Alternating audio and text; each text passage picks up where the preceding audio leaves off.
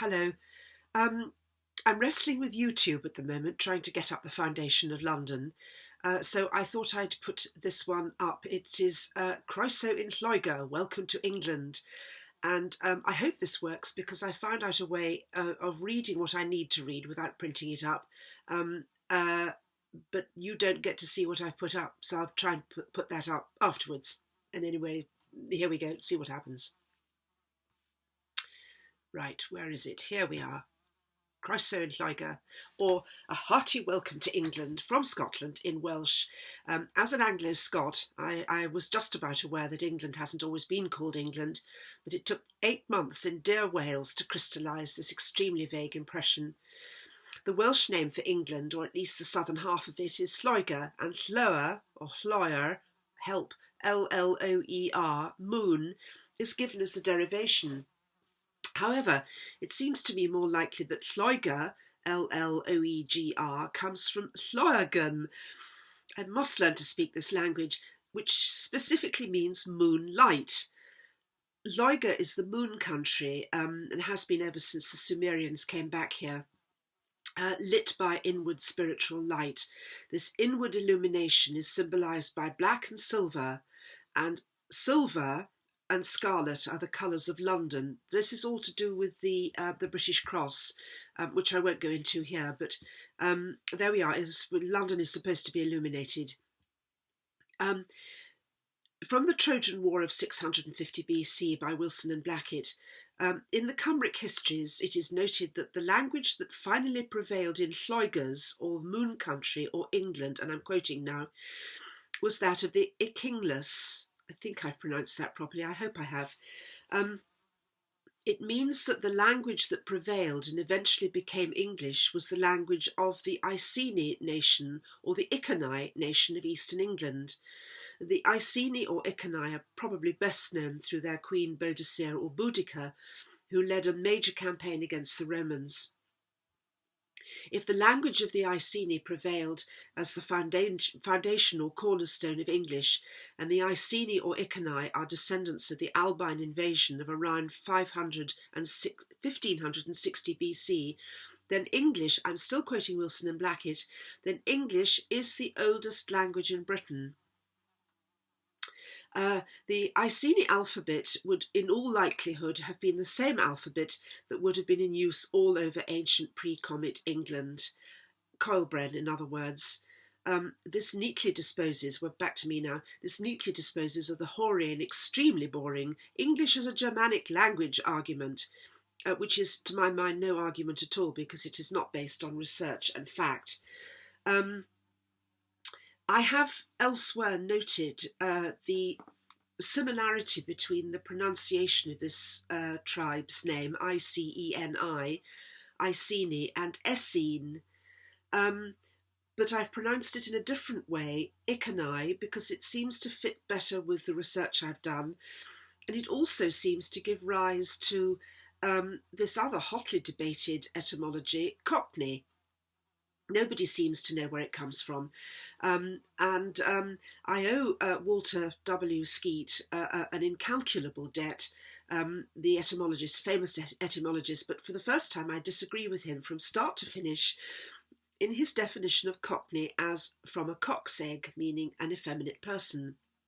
The Iceni sacked and burnt London. They routed the Romans and exacted a terrible revenge on them for the flogging of Boudica and the rape of her daughters. I don't call that effeminate.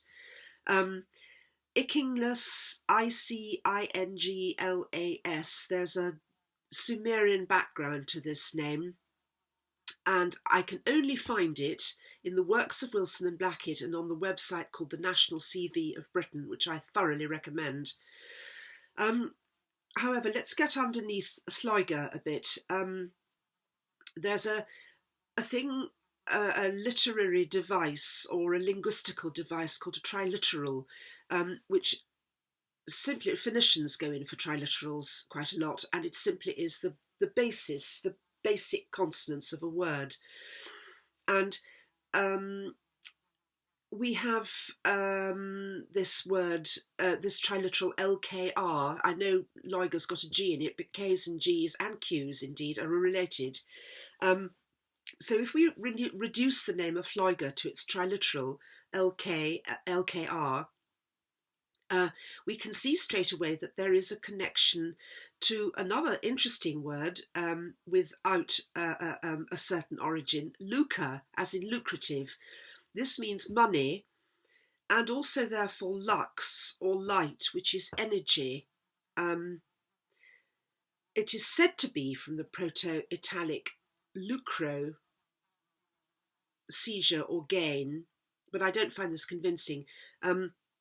Anything with proto in its name is reconstructed, just as Hebrew is reconstructed, and I think it's an unsound foundation to work from, as unfortunately people's understanding of history is not equal to their enthusiasm and talents. This triliteral LKR also underpins the word liquor, Liquor, which is a synonym for alcoholic spirits, and another word for spirit is metal, METTLE, which is from the same root as the other metal, METAL. And metal is metal is from the substance from which spirits are forged in what people call myth. And other related names to Lloegr are Liguria, and Lloegr in Greece. Liguria is an area in the Alps, I think, where the Cymry are said to, or the Lloegrians are said to have settled on their way back. We have lake, which is a pool of water. Lux, I've already mentioned, meaning light. Levkara, which is in Cyprus. Locarno, which is in Switzerland. Logrono and Lorca, both in Spain. Lokeren, which is in Belgium. Lucca with two Ks, Lukka, which preserves the R bit of the triliteral, at least in its pronunciation. That's in Asia Minor. And Lucca, Lucca, which is a walled Etruscan town in Italy. And finally, the granddaddy of them all, Luxor, which is in Egypt. So where does this leave England? Well, that's a good question these days. To be known as English was, until the 1970s, to be seen as the epitome of good manners, decent behaviour, the right sort of self-discipline, good tailoring, calm good sense, and balanced judgment. This doesn't seem to be the accepted view of the English anymore, and I'm not sure why. It's one thing to endure the jibes of others, but to go along with them into the depths of the self-denigration that the English have given way to, I find less easy to explain. And I have to say, it saddens me to add this, but this is particularly from what might be termed our own side, the Scots, the Welsh and the Irish. I have Scots blood, Irish blood and Welsh blood in me, and English blood in me, and I'm extremely proud of all four.